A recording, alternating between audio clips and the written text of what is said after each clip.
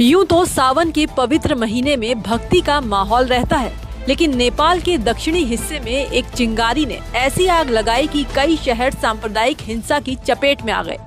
नेपाल के सुनसरी, सिराहा, धनुषा, सप्तरी और पर्सा जिलों में इस वक्त सन्नाटा पसरा है। हर तरफ डर और सख्त पहरे का माहौल है।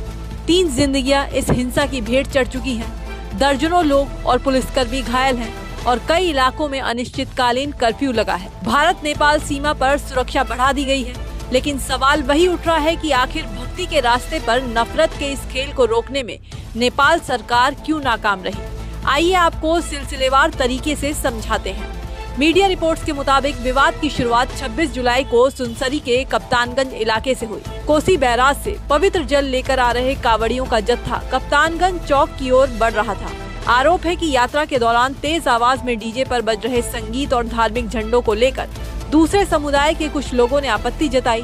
पहले कहासुनी हुई, फिर बहस हाथापाई में बदली और देखते ही देखते दोनों ओर से लाठी डंडे, पथराव सब शुरू हो गया।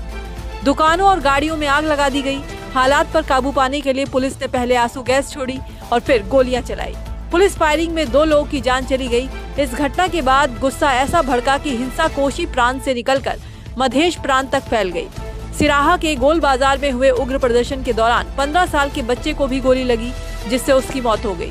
उपद्रव रोकने के लिए अब नेपाली सेना को सड़कों पर उतरना पड़ा।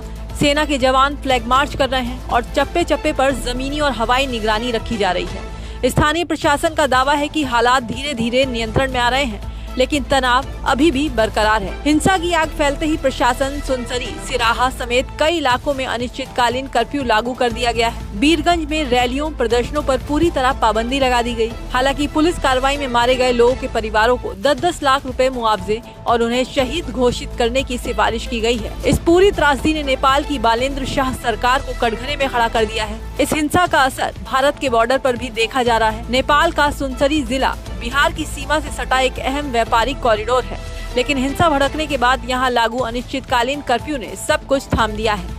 लोगों की आवाजाही बंद है, बाजार ठप है और यातायात पर पूरी तरह से रोक लगा दी गई है। सुनसरी, धनुषा, रौथट जैसे तराई इलाकों में रहने वाले परिवारों के लिए ये सिर्फ एक सीमा नहीं, बल्कि सदियों पुरानी साझी विरासत का हिस्सा है। लेकिन इस घटना ने साफ कर दिया है कि समय पर सही कदम न उठाने से एक छोटा सा विवाद कैसे पूरे देश की सुरक्षा और सामाजिक सद्भाव को खतरे में डाल सकता है।